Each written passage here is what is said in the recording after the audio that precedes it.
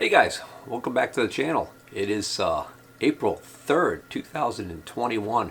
It's the day before Easter, and the weather in general has just gotten better.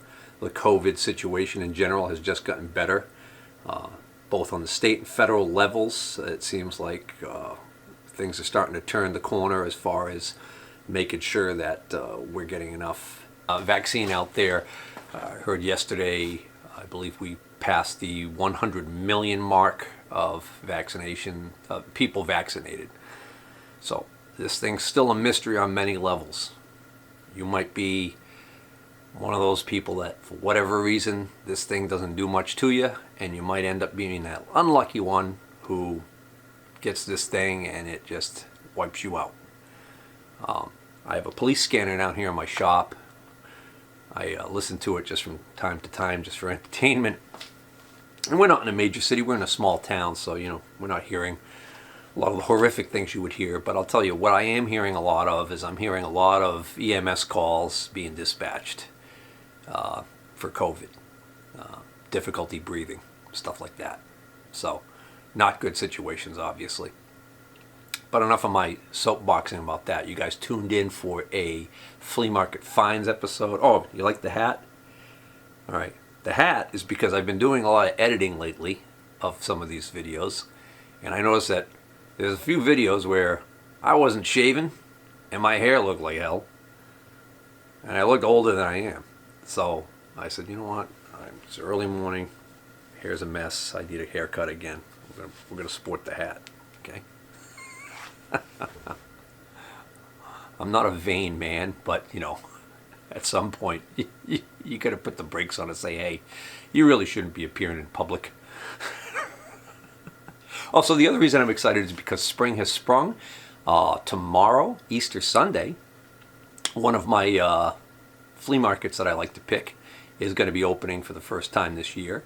So we're going to hit that tomorrow, and hopefully there'll be an episode coming up, some scores there. Last weekend I hit a flea market, and it was pathetic. Because of the threat of possible rain later in the day, like virtually nobody showed up. I got there bright and early, there was one dealer there. And then I waited an hour to see who would show up, and I think 4 more dealers showed up. And I went through all of their stuff and picked a couple of little items, and that was it. But on the way home from that pathetic flea market, I had already made an appointment to stop and see a gentleman 2 towns over from here, and ended up picking this early machinist toolbox with the contents. And I scored a great deal on this because he was ready to move it. He was of the mindset that you can always start high on a price and then drop your price if it doesn't sell. He initially put this up for $250, and I looked at the pictures and looked at the contents of the drawers, and a lot of the stuff in the drawers were in cases and things that weren't open, so you couldn't tell what was in there. They were old cases. And then last week sometime, or about a week and a half ago, it popped up on my marketplace as a new listing again. So he dropped $100 on it because he probably got no traction on it whatsoever. So anyways, I went out there, took a look at it, we worked the deal, and I ended up scoring this for less than $100. And I think I got a pretty good deal. One of the other things is, well, let me show you. All right, guys. So here it is. Early machinist tool chest. The style that doesn't have an open top, and it's supposed to have a drop down front. This is exactly how it looked like in his Facebook listing. And then he just had the drawers partially open so you could see stuff in the drawers. And I honestly think the reason why he started it so high was because he thought the box had a lot of antique value. And some of these do, and some of these are kind of mediocre. But a big issue with these is missing front face, the front panels. Okay. When it's open, it slides into here, and then when it's closed, the bottom sits in this groove and it latches up, and it's usually got a lock here. Okay, So this is how he advertised the thing. Well, when I started my communications with him, one of the first things I asked was, I said, so the front page, there's no front panel, correct? And he gets back to me and he says, no, I have the front panel. And so sure enough, when I get out there, he's got, not only does he have the front panel, it's the original front panel. It's not something somebody made. It's got this weird discoloration here, but I'm not really worried about that. It's definitely the correct one. Not only does he have the original front panel, he has the original key. I have no reason to believe this isn't the original key. As old as this box is, he managed to still have the key. And he had a great story with this box. He didn't just like pick this at a yard sale or whatever. He actually was a machinist himself back years ago, retired, and he got this from a mentor of his from years ago. And so he knows that this thing was in this guy's possession for a long, long time. He may have even been the original buyer of it, because the gentleman I met was, definitely over 65, and he talked about, the way he talked about this gentleman that owned the box before him, it sounded to me like he was a pretty young guy when he met this older gentleman. So the owner of this box has long since passed on. Look at the patina on the inside of the cover here. Can you tell that this thing spent the majority of its life in the open position with this stowed? These can get a little bit gummy. In the open position like that. So this is where all the grime and everything from the shop landed. And this is closer to what it would have looked like back in the day. This part right here is separating a little bit, although it's not really loose, which is interesting. Anyways. And then, like I said, the other strange thing is right here, there's this discoloration. I don't quite get. But it lines up perfectly with that line of dirt on that side. So it almost seems like maybe something from below was attacking that, like maybe a solvent or something, I don't know. Also, something was definitely on the bench underneath this all these years, or something was stuck in here. We're going to take all those drawers out just to see if there's anything in there. But there's all these scratches right here, and you can actually feel almost grooves in the wood from that. So, all right, so let me tilt this back so we can get a better, so the light hits it better and we get a better look at the drawers. So later on I'll do a little research and see if I can't determine the manufacturer and the rough year of this box. There are several clues that I can use, and I'll show you those later on. But the main thing is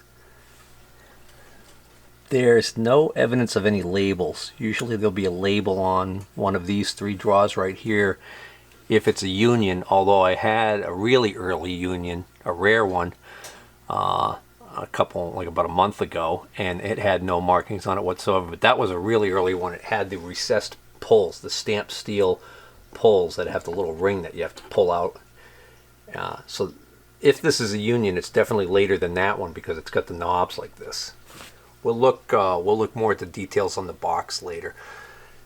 I did want to show one other item which I thought was cool on the box here.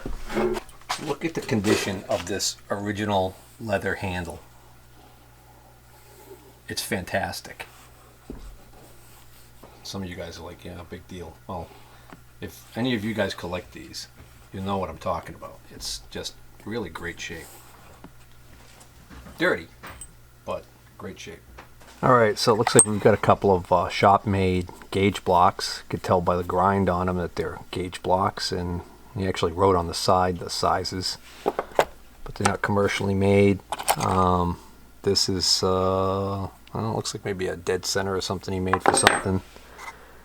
All right, this is a mystery item. Wow, you know, that almost looks like, never mind. I don't know what that is. Here's a snug for probably a surface gauge or a surface indicator holder. Another gauge block, okay. Ah, here we have a wiggler. That's a Craftsman 4021 wiggler. You don't run into the Craftsmans as often. It's got, this is not coming to a point. It's got a little deal at the end there. It's got that little flat foot on the end there. And then looks like we've got, all right, there's the point. Oh, here's another attachment for the wiggler. That right there might be a full set. Just those pieces right there might constitute the full set on this piece of feeler stock, inspection mirror, pen that probably, yeah, has long since given up the ghost. Center drill, little one. Another mystery piece. This is just lathe tool, blah blah. Stone, tri-corner stone. Oh, is that a gauge block? Nope, doesn't matter. It was in really rough shape anyways. Ah, so look, this is a general. So, oh, this might be, yeah, this might be one of these nice scribers. And you might just have it in there this way for safety. If it's like the Starrett, then you turn this.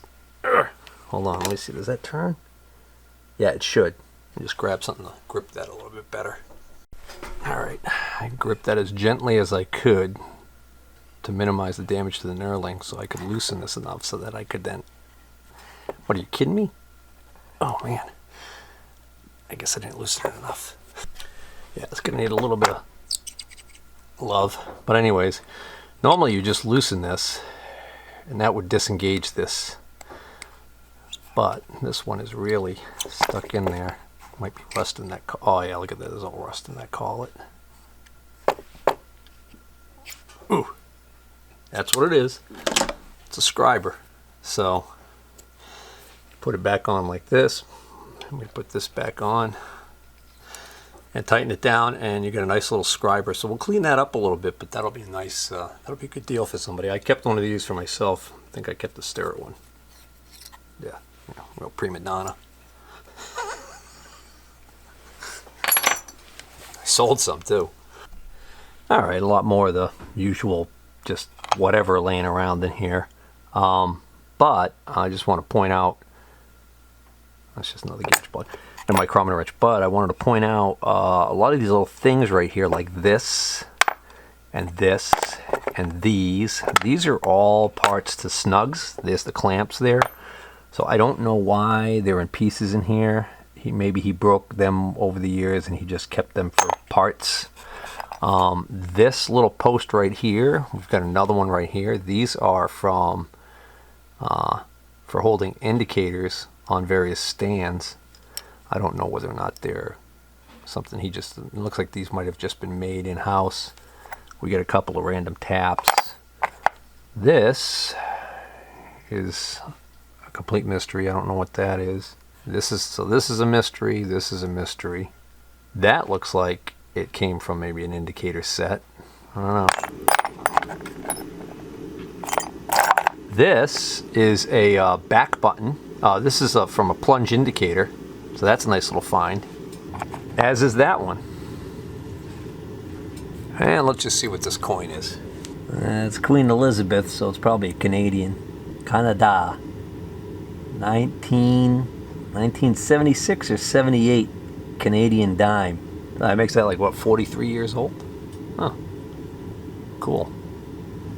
Oh, I did find something else in this box. Just put it off to the side already here. This is an extension rod for something. I can't remember what, but it looks very familiar to me. The knurling.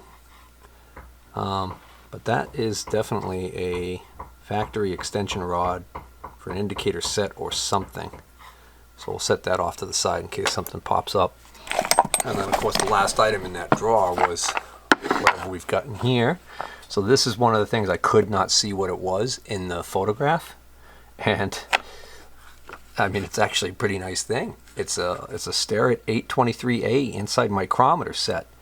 So here's the micrometer part of it, and it's actually nice and free, works perfectly. It's got the 2 end caps on it, so you would use that for the smallest dimension that this is capable of measuring, which is 1.5 inches.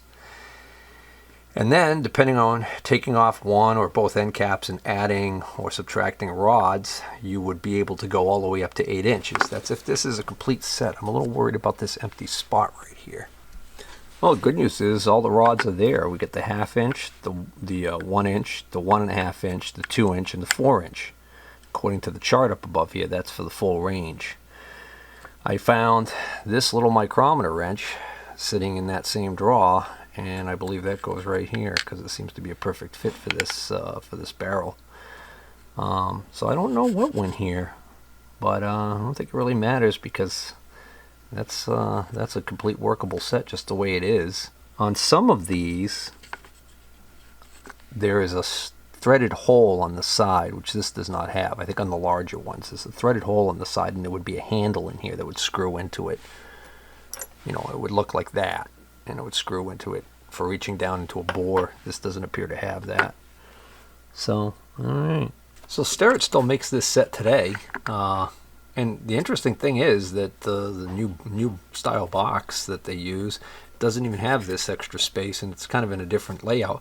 Not only that, but I even looked at older sets on eBay, and it turns out apparently over the years they changed the layout of the slots several times, and I can't find one that shows a layout that actually has an extra slot for whatever this mystery item was.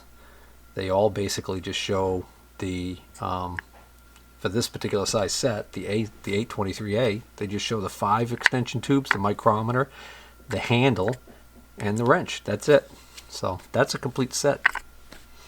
We may never know. That may have been empty. I don't know.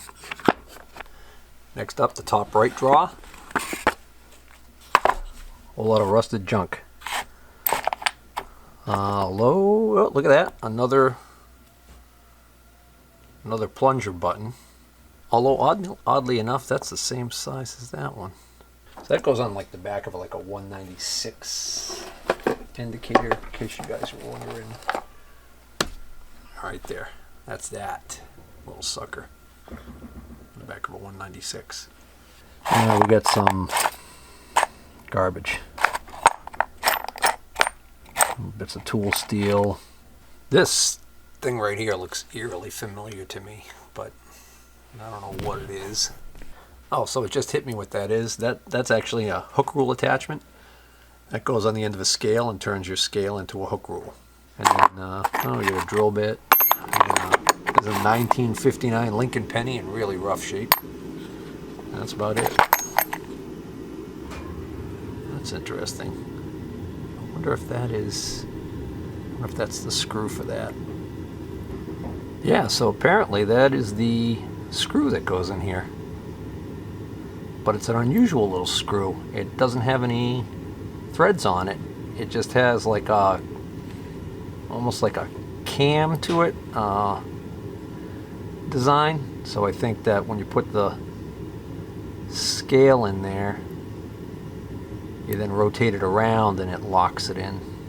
Last of the small drawers. Oh, that's nice. Long center drill. Dowel pin. Oh, that's looks like probably for a last word indicator. Starrett 711. Oh, we got the, oh, look at that. Interesting. That is to go on an anvil of a micrometer, turn it into a tubular type of micrometer. I've seen one that quite looks like that before. Might be tough figuring out who that belongs to. Well, that's an interesting key. Like, here's another one of those, but it's broken.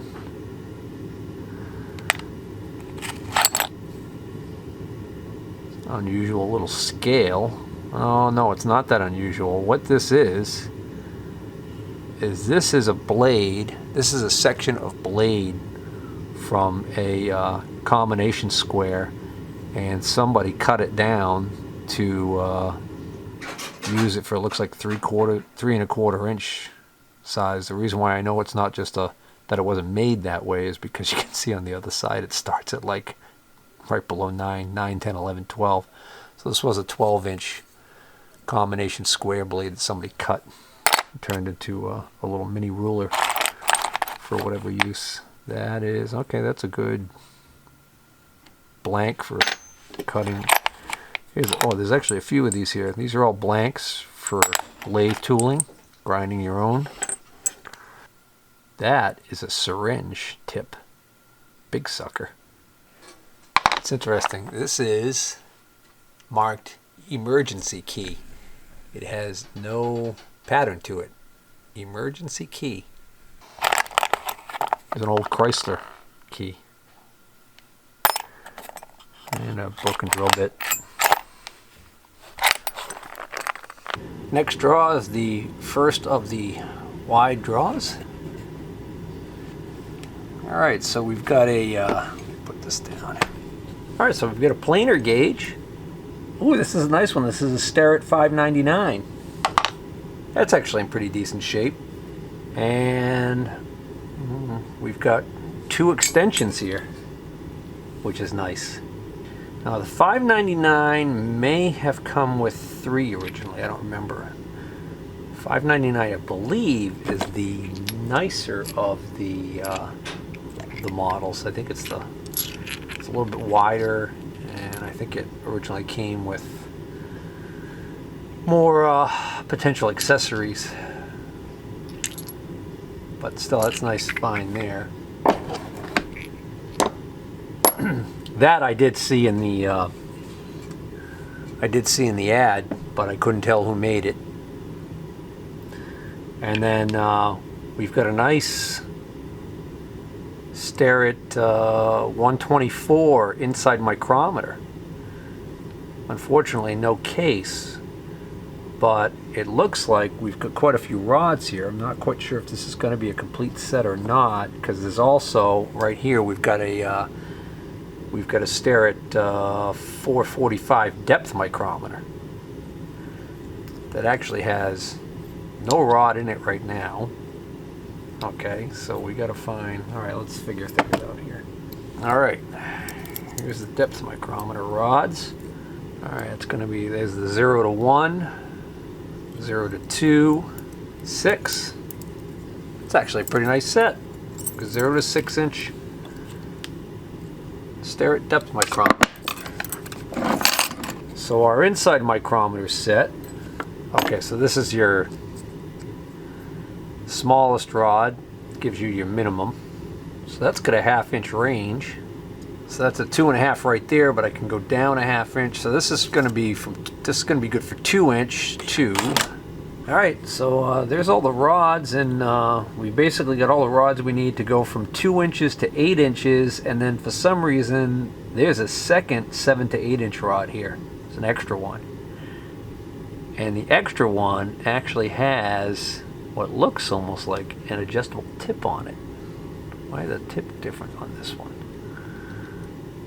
Well, they're all designed to be adjusted, but I don't know why. See, this one has the same style tip as all of the other ones here. This one doesn't. It's got something different going on, so that's the orphan. What we got here, we've got a center head. It is not marked, but it does have all the characteristic shapes of a Starrett. And lots of times I see these center heads not marked. And then over to the right, the last item in this draw is this mystery black box. What do we have in here? Okay, a indicator that is covered in this crummy foam. Gem. That's a gem, all right. 1/2 thou jeweled indicator. It's got that Mitutoyo long nose, long skinny nose style to it. You know, I'm pretty sure this will just clean up just fine. Get all of this foam off of here and a little bit of clean and lube, and that'll probably be just dandy. Where that case has got to go, though, that's just really pathetic. All right, next draw down.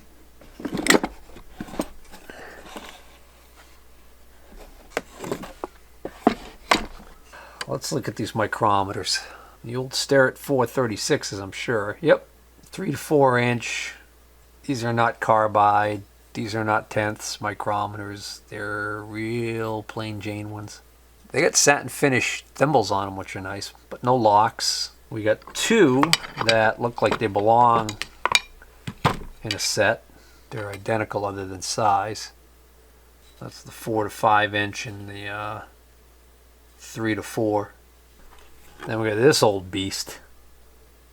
This is an early Starrett. LS Starrett Company, Athol, Massachusetts. The way it's marked here is interesting. The older style, the way they did it. And that's definitely got some age to it, though. Tell you what, though, still works. Wonder if the lock works. It does.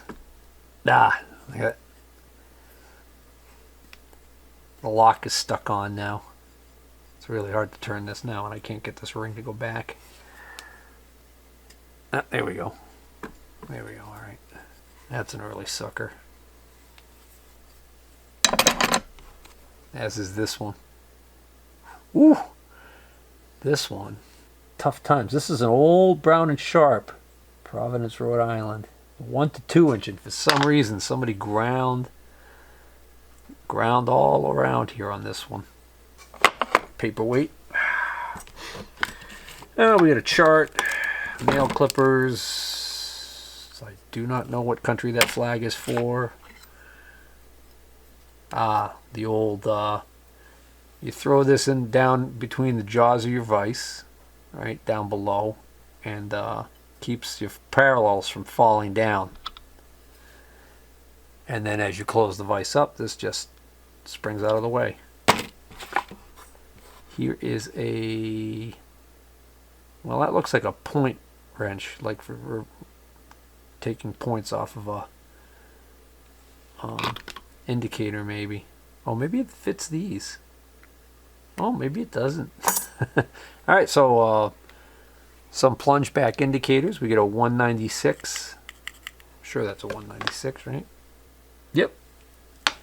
That's a 196. It's working perfectly. That'll probably clean up pretty decent.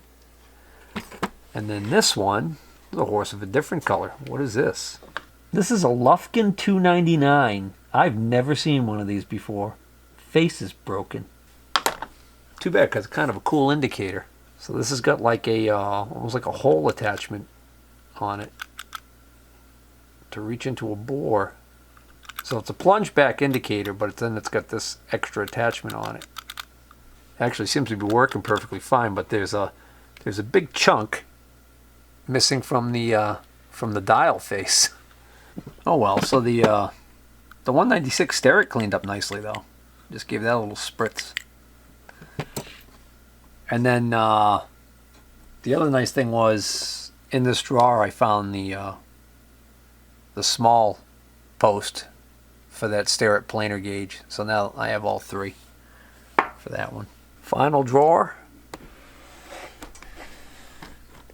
Ah, yes. So this red pouch I could see in the picture, but there was no evidence to indicate at all what this was. And look what this ends up being. It's an old one, but it's a nice Starrett adjustable parallel set. Looks to be complete. 6 pieces.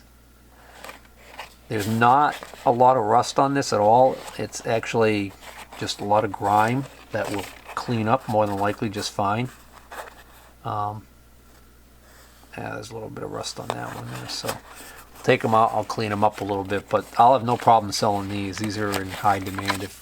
If he had opened up this pouch, he'd probably get a lot more action on this. So the guys love these. And we got an old one of these little mag bases, like a little Lufkin Mighty Mite or whatever the heck they call it. Oh, here is a protractor head. Oh, it's a Starrett. Looks like maybe it's a 450, 490. Yeah, Starrett 490. So now if we look at the center head and we look at the, oh, look at that, different style. So this is not an exact match for this, although I do think I've seen Starretts with heads like that too. No blade anywhere in there, in this whole box, unless you want to count that little, what is it, 4 inches of blade that was left that somebody had cut down. We got a Federal box here, indicator box. Yeah, it's actually got a Federal indicator in it. One of these old Test Masters. Wow. That's actually working fine. This is the style. It's got a switch on the side, so we gotta flip the switch to get it to change direction. Okay, it's hanging a little bit when we flip direction. So it's fine in that direction, and it's hanging a little bit on the return in the other direction. All right, that's going to be a definitely a cheap as-is indicator for somebody. I don't want to get involved with that. We have a big surface gauge, plenty of rust on it,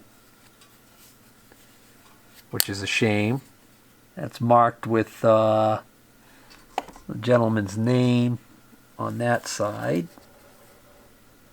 Not marked anywhere else, but I'm pretty sure that's a genuine Starrett one. I bet you these rods are marked. Well, let's take a look at the other rods that are in here. It's got a scriber on it. Yeah, right there. That one's marked Starrett. So that's a genuine Starrett rod right there.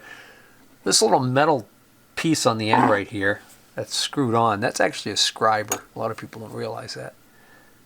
That's for actually going right down and scribing a line. So there's that one, and then this one's also marked Starrett right there. Don't know what the deal is with this. Here's the snug with the scriber in it.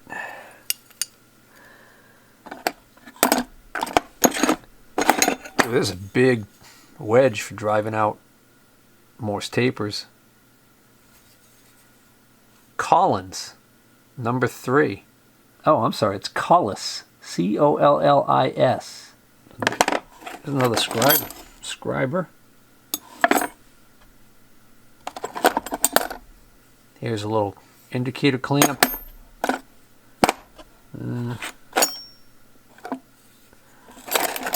Alright, so here's the good stuff. The rest of this is unimpressive. When I say that here's the good stuff, relatively speaking, as far as all the rusty junk that I see in this drawer, these are interesting. Look at these.